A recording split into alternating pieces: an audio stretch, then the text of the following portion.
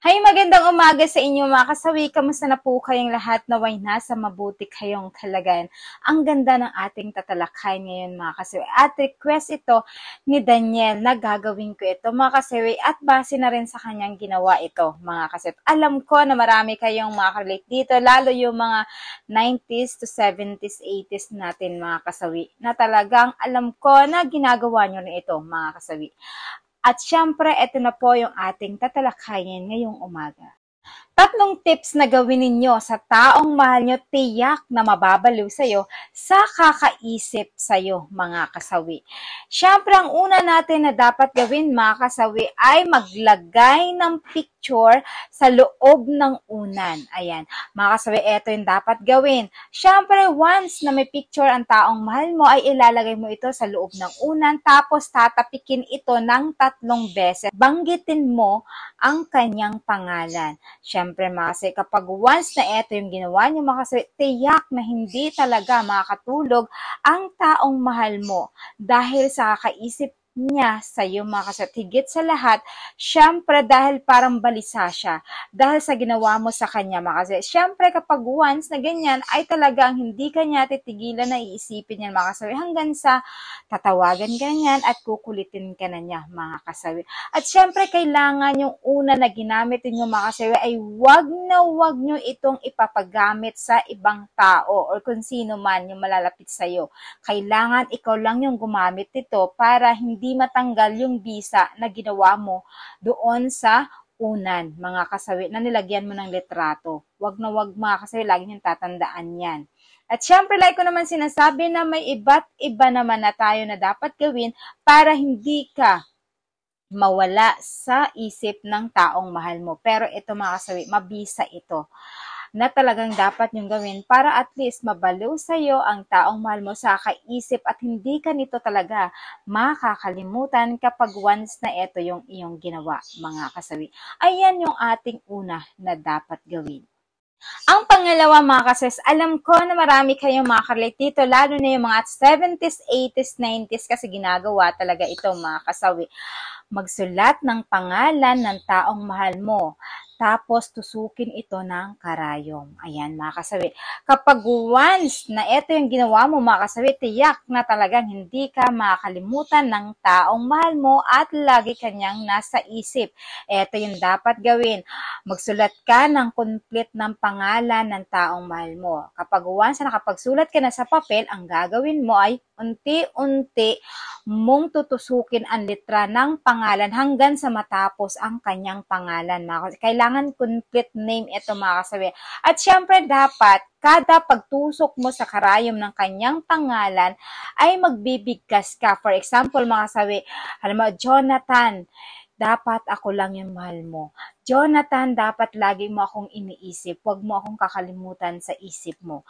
Tiyak talaga mga kasawi, kapag ginawa mo ito ay talagang iisipin ka talaga ng taong mahal mo. At syempre kapag once natusok na lahat ng karayom ang kanyang ng complete na kanyang pangalan, ang gagawin mo ay isunog mo na ito. Siyempre kapag once na nasunog mo na ito mga kasawi, ay itatago mo na ang papel na pinagsunugan. Ilagay sa plastic at ilagay ito sa ilalim ng unan mga kasawi. At lagi mong tatandaan, kailangan itago mo ito. Yung unan na pinaglagyan mo ng sunog na papel. Ang lagi yung mga tatandaan niyo, wag na wag niyo ipapagamit sa ibang tao para hindi mawala ang bisa nito. At syempre, like ko namang sinasabi mga kasawi, na iba't iba yung gagawin ng mga tao naman para mapaisip sila or mababaliw sa kanila yung taong mahal mo. Depende yan sa tao mga kasawi. Pero syempre, alam ko marami rin naman kayong ginagawa yung ganito mga kasawi. Ayan yung ating pangalawa na dapat gawin. Ang pangatlo natin mga kasawi ay brief or pante ay amuyin mo. Ayan. Alam nyo ba mga kasawi, kapag once na malayo ang taong mahal mo, eto ang gagawin ninyo.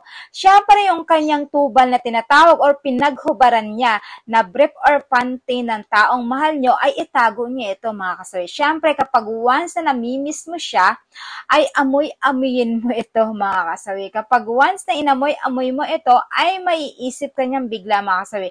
Kapag yan ang ginawa nyo, tiyak na talagang tatawag sa inyo yung taong mahal nyo dahil naiisip niya kayo. Kasi nagkakaroon nyo ng connection mga kasawi. Kapag once na ganun yung ginawa nyo, kailangan yung tubal mga kasawi, yung talagang sinuot ng taong mahal nyo. Yung sinuot ng taong mahal nyo, yung brief at panty. Huwag yung malinis na hindi nasusuot kasi walang effective yan. Kailangan yung kauhubad niya lang o basta tubal niya lang na pinag-iwanan niya sa inyo. Yun ay tago nyo at amoy-amoyin niyo ito kapag once na namimiss nyo ang inyong asawa at tiyak talaga na maiisip kayo, mga kasawi. For example, yung mga bata, di ba? Kapag once na umaalis yung nanay, di ba, nag-iwan ito ng tubal sa atin.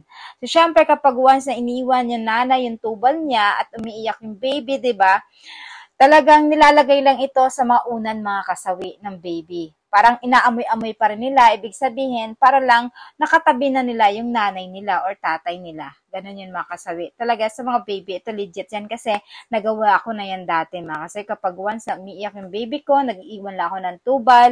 Pagkatapos, yun yung pinapaunan sa kanya para at least yung anak ko is hindi iyak. Parang feeling niya ay nasa tabi lang niya ako dahil doon sa amoy ng aking pinaghubaran na damit mga kasawi. So, yan lang yung aking tatlong dapat gawin mga kasawi. At syempre, hindi mawawala yung aking advice sa topic na ito mga kasawi. Alam niyo ba, talagang naniniwala rin ako dito mga kasawi sa etong tatlo natin na dapat gawin. Kasi una, ginawa ko naman yung sign talaga dyan, yung sa picture na nilagay ko sa ilalim ng unan. Pagkatapos, syempre, nagulat na lang ako na talagang nagsabi sa akin yun. Dati, dalaga pa ako na hindi nakatulog yung boyfriend ko dahil sa kakaisip sa akin. Kaya, doon ko na-realize ay effective pala talaga ito, yung ginawa ko. So, ibig sabihin, talagang legit siya mga kasawi. Syempre, malalaman nyo din naman yan kapag once na ginawa nyo ay kung talagang mag-contact sa inyo yung taong mahal nyo at magsasabi na namimiss ka na niya at hindi ka niya nakakalimutan.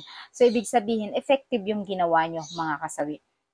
Siyempre, lahat naman, 'di ba? Sabi ko nga, lahat naman ng paghihirap natin sa taong mahal natin ay nagkakaroon naman talaga ito ng resulta. For example, 'di ba kapag ka ikaw may tiyaga, may nilaga. Lahat ng pinaghihirapan mo ay meron itong katumbas na talagang regalo rin na ibabalik sa'yo kasi dahil pinaghirapan mo yun. Ganon din naman yung about sa love. Kapag ka once na tinagaan nyo ang taong mahal nyo, marirealize lang nila na parang ikaw na pala yung dawan nila dahil sa pinaghirapan mo rin sila. Ganon lang din yun sa pag-ibig mga kasawi. Same lang yun. So yun lang yung aking advice mga kasawi. Maraming salamat sa patuloy na pagsusuporta nyo sa akin. Sa walang sawang pag-share at pag-comment. Sa mga hindi pa po nakapag-subscribe, pwede na kayong mag-subscribe. Pwede na rin kayong mag-follow para updated kayo sa aking topic araw-araw. Mahal kayo ng inyong advisor. Bye mga kasawi!